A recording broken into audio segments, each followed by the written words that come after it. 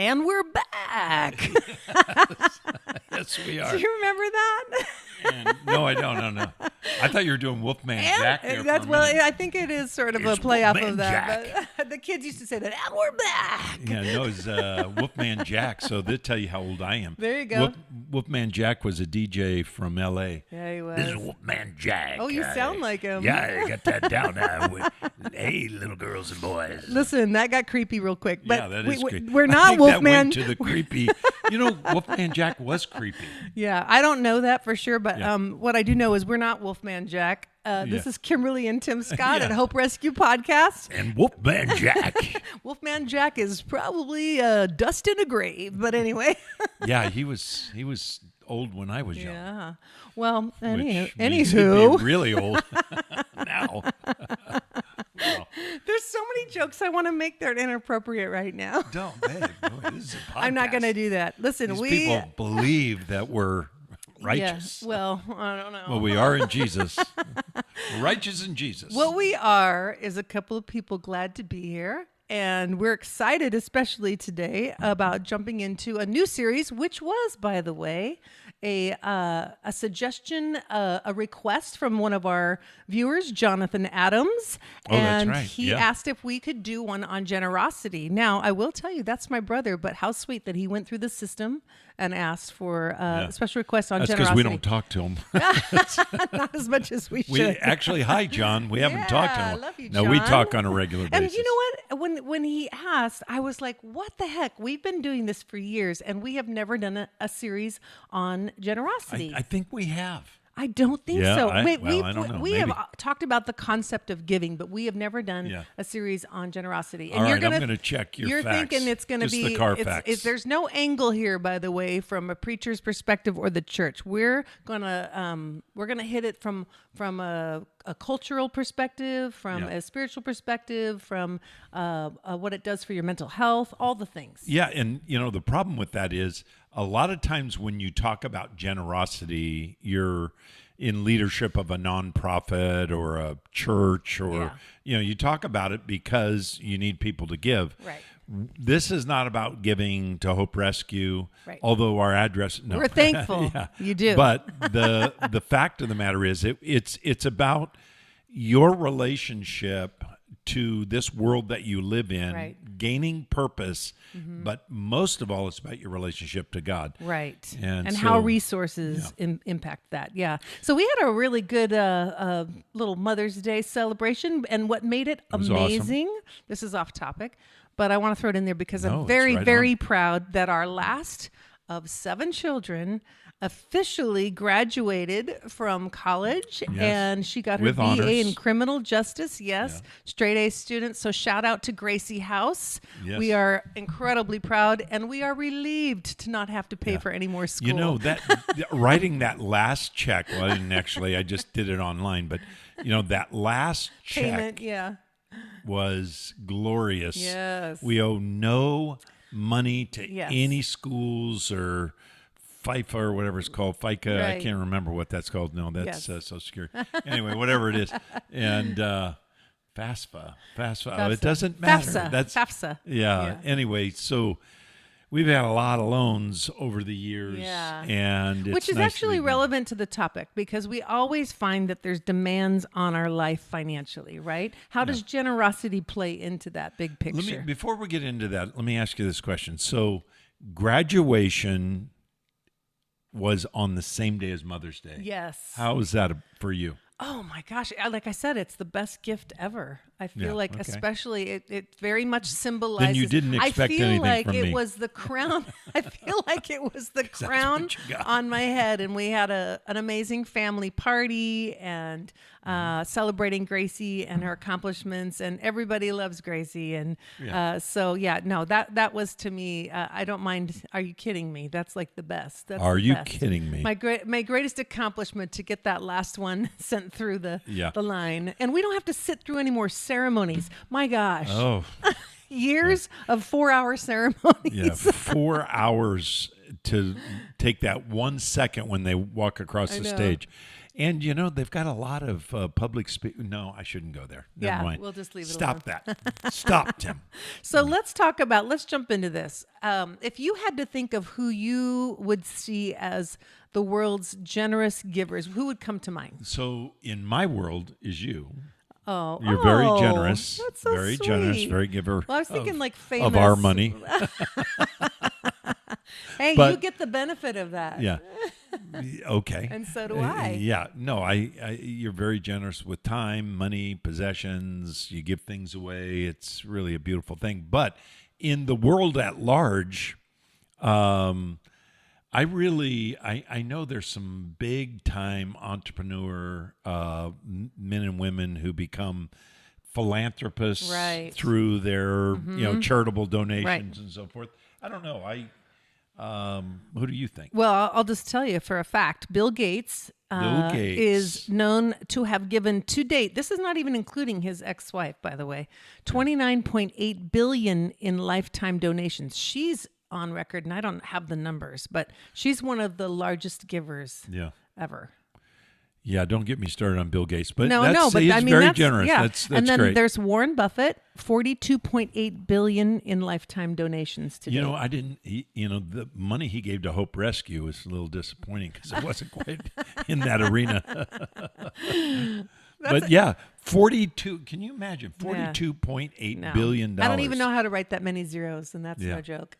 You just write in. But billion. you wonder what motivates them, in that direction, other than good tax relief. But I think some people, not these guys, because I don't want to attack them. I think some people use their charitable foundations to further their power. And I think some people, I'm not talking about these guys, some do it to feel better about their wealth. It's, rich man's guilt, they call it. Yeah. Now they call it rich person's guilt because we've got a lot of rich billionaire females. But the point being that I think there's a lot of people who are, giving out a deficit. And I that think could be a there's some problem. people that do understand, like, it's the right thing to do. When you have That's a more great- than you yeah. can even consume in your lifetime, why not give some away? Yeah, I know that there are actually both those guys. I know for sure Bill Gates is leaving a small amount to his children, and they're going to have to earn their own way. I mean, like maybe $1 million or $2 million or whatever it is. Right. Which is nothing compared to his billions, but which I think is smart. I think Warren Buffett is doing that as well. Now they're taking over, his companies and so forth. But the reality is, giving it away is their goal. I think that's a pretty noble thing to do. It is. So, Yeah. but we were talking about, in the secular world. I really don't like that The term. non-church Secular, world, yeah. the non-church world. Okay, but one thing that studies have shown is non-Christians, people that are not Jesus followers, especially Jesus followers, true Christians, they are more generous than non-Christians. And it's not just religious people, it's actually Christian people. And it's because of the teaching of Scripture, the purpose that drives them, the understanding that you can lay up treasures in heaven. Right. And I think some people don't realize, your giving today enhances the kingdom of God, and that blesses God. But it also, Jesus said, lay up for yourselves treasures in heaven where moth can't destroy it, where it can't be stolen by a thief. Right. It doesn't rust. And, it's out of the reach of the vulnerability of this life. And that's a really powerful thing. So every time you give to the kingdom of God, that goes on your account in heaven. That doesn't get you to heaven. Right. But what it does, it affects we will be rewarded for the things that we do in this life. That's part of it. So that's a pretty big thing. You think about some of the great outreaches of soup kitchens and my gosh, homeless yes. ministries. Look at Father Joe here in San Diego. For Yeah. those who live in San Diego know all about Father Joe's, and he just died not too long ago. But The work continues. I remember sitting with him, drop a name a little bit here, sitting with him and our good friend Jamie Centenary, and we're sitting having breakfast one day and talking about what motivated him. And it was not what you would think. It was real, genuine concern for homeless and those that are living on the streets, those that are, struggling with drugs and mental illness and so forth. And, and you have all this development of outreach. That's a wonderful thing, but that's because of the His relationship to Jesus Christ. Sure. Yeah. Yeah. And I think most of the generosity throughout cultures globally are fueled through faith-based organizations. So we kind of want to just spend a couple of minutes talking about the psychology or the benefits of giving and generosity. But before we do, there's some things that I think are important when we talk about giving. It's very easy, to give a small tip to a server at a restaurant, 10%. I can't, even if it's bad service gets 20%. Really good service gets 30% You're a great or tipper. more. I'm very thankful for that. There is sometimes that's because I ran restaurants. And we have kids that all served through school and stuff. And it just, but nevertheless, you got somebody's doing something, for you, and you say, well, their employer pays for them, but they're set that aside. Our culture is one of giving to that, but it's easy to give a little bit.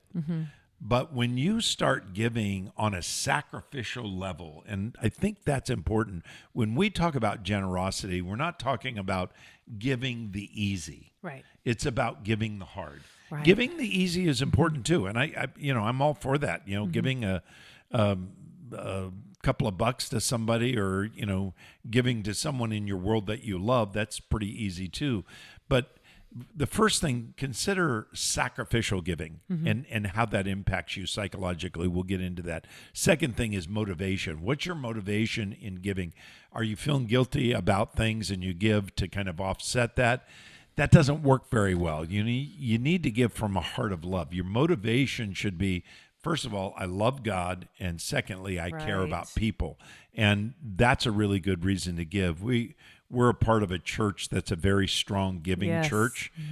East Lake Community Network is a network of churches, and everybody is so generous. And the outreach is awesome. And some of the things that happen at our campuses, the police using them, the fire department using them, having their rallies there, having, even office set up where they can write reports. And I just love that. We have kids in firefighting, and we have kids in police work. So it means a lot to us, but it's a really powerful thing to see that kind of giving. What's your motivation? You love God and care about others. And then to whom or what does one give? I think it's important to be strategic in where you give. And I think you need to think about what you're giving to. Of course, if you're a believer like Kimberly and I, you want to think about giving to your local church, to the church where you're being fed and ministered to, where you're developing community connections and all of that with other people. I think it's really important to give there so that God's work continues on. You say, well, I don't like it because they have these fancy speakers and lights and stuff. Hey, listen, they're reaching a whole generation that without that, they might not be able to reach. So don't be critical about how the money is spent. Just, in fact, give as unto the Lord. And I think that's important. And then the final thing about understanding generosity is when someone gives after they die, or when they have more than they can use in a lifetime, that is not the kind of sacrificial giving. I think it's important. So when you die, it's a great thing to put a charitable organization in your will. And, you give to your family, you give to your, the inheritance down to your children or grandchildren, whatever. But I think it's nice to leave something to your church or a charity or something like that. But that's not the sacrificial giving. I'm talking about being generous in your lifetime. That's kind of what we want to talk about. So let's kind of get into the next phase of this, talking about the next thing. So yeah, just to touch on what are some of the psychological benefits of generosity, because there's a lot of them, and it's actually scientifically proven. But the first one that comes to mind is naturally your focus comes off of yourself and onto others. And there's something about that that is powerful. And this is not even a church thing. This is just a humanity thing, that when people join together to serve someone that has a need that's different than yours, a greater need, a different need, you see your life differently. You recognize the places of your life that you have been blessed. You have a heart of gratitude for that, a better perspective on your life when you are focusing on serving others. And I'll just give you a quick example. When I was going through a very painful divorce, how many years ago now? I got to do the math. Yeah, 20 years ago now. Yeah. I was a single mom with 5 kids. They were 11 down to 1. I was on the system. I was, getting all the free things I could get from the government to support my children, as we were not being supported at the time. And I got involved at church, and I felt disqualified on every level to be able to give anything. And I remember sitting, I didn't financially, whatever, but I remember sitting in the pew, and our church's culture is you are qualified to serve. Period. So jump in. This is not a church that sits there and just soak it up. You got to volunteer somewhere. And I remember don't be a spectator. Don't be a spectator. Be a and I remember when I finally, after sitting there for several weeks, like, I'm going to jump in. And all I did was sign up to be a greeter, because I thought, you know what? I can say hello to people. I have that capability. You're pretty good at saying hello. Well, hi, I was broken. Hello, I was hello. broken at the time. But what happened for me in that exchange was, as I greeted people coming in, I felt like I left that place with my heart exploding with love that I had received in the exchange. Yeah. And just the process of serving brought so much joy and impact in my life. And then, of course, my children and relationships that came out of that. So it's a small example, but I'm just saying sometimes we make it about money, and it's not. It's about giving of your time and your resources. Yeah. So the second thing, just not only get the focus off self and onto others, but it brings purpose beyond ourselves. Yes. One of the things that I teach, and I wrote a book about overcoming anxiety, depression, and negative emotions called Breathe. And one of the sections I talk about, addressing depression. And depressed people have a tendency to be inward focused, overthink, and so forth. And I came up with this little formula. It's almost, I don't have time to go in depth, but it's called TCA. T stands for thinking. You have to change the way you think. C stands for connect. You have to connect with other people. And I can tell you something, connect with God and connect with others. But I can tell you, no matter what's going on in your life that is dysfunctional, connection with healthy people will be one of the greatest tools, and with God and healthy people, not just connecting with people, because you can connect with bad people and get worse. Right. But that C is connection. Yeah. But here's the A. The A is action. And what I teach is this, and what Kimberly and I teach is this, that when you are struggling with your life, finances, depression, divorce, the loss, some traumatic loss in your life, one of the things you can do is act in behalf of other people. Generosity is the driver of action, purpose-driven, beyond self. And so that second thing that we're talking about, the psychological benefit of bringing purpose to your life, your actions actually pull you out of despair and depression and hopelessness because you start thinking about other people. Right. If I sit around and think about myself, not good. And Kimberly knows this. Several months ago, I started a full-time job. That's all I'll say about it, but it's been very busy, a lot of learning, and I don't think I've ever been happier. Yeah, and it's so true. Just because I'm not thinking about myself. I'm not, I was kind of semi-retired doing our podcast and our teaching on the weekends, a lot of teaching 3 times a week.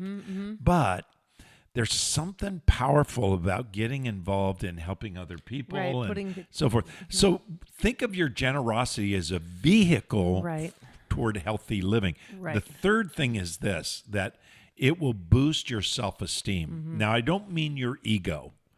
And it'll boost your healthy self-esteem. So you will see yourself. You don't need high self-esteem. In fact, the Bible calls us to think lowly, but that doesn't mean you have low self-esteem. Right. That means that you look at yourself in comparison to God and you go, God, you are so great, and I am your creation. We look at others and we say, your need is more important than my need. That's a really healthy way to look at life. Yeah. But self-esteem is, I have purpose. I have meaning. I have an existence that matters. And so in moving from kind of this self-obsessed heart to a self-aware heart of, here's my purpose. Here's my value. Here's what I'm giving. And when you give, when you're generous, that self-esteem will rise up within you, and it won't make you feel better than other people unless your motives are bad. If you're trying to impress people in your giving, which we'll talk about next week, we'll talk about how you can get off track. But it's really a boost to your self-esteem. It is. So you add those three things together. Focus comes off of yourself and onto others. The second was bring purpose beyond yourself. The third was to boost your self-esteem. Those three things together lead you to the fourth, which is automatic. There is a reduction in your stress and your anxiety. Yeah.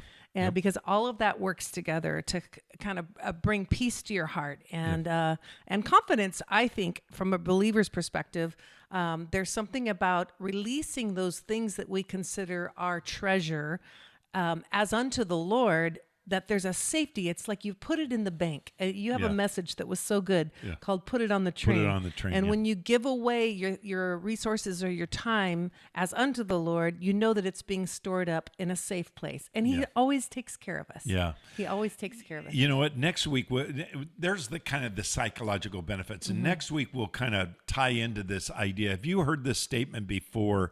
It comes out of Acts 20. It is more blessed to give than receive. And it's a quote.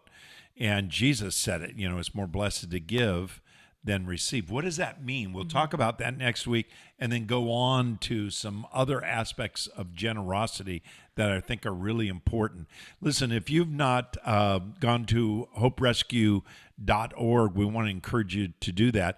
Hoperescue.org is where we have teaching there, expository teaching that I do. We have our podcasts on there and other resources. And if you would like to give to this, to our ministry, we would love for you to do that. Thank you, those that do give. It's kind of every time we see someone give, we're kind of like, wow, that's really humbling. Yeah. So, cool. we're very grateful. And we'd be doing it anyway. Yeah. We believe it. We give to it. Yeah, we do. We're very grateful to be able to give to it. So thank you so much for your giving. Thanks for listening to this podcast. These 3 podcasts today and the next 2 weeks are really important. And if somebody's trying to figure out whether they should tithe or not, and what does the Bible say about that? Our 3rd week, we're going to talk about that. So next week's going to be great. I encourage you to listen. And then that final week coming up a couple of weeks from now. So thank you for listening. God bless you. Have a great week. Bye, guys.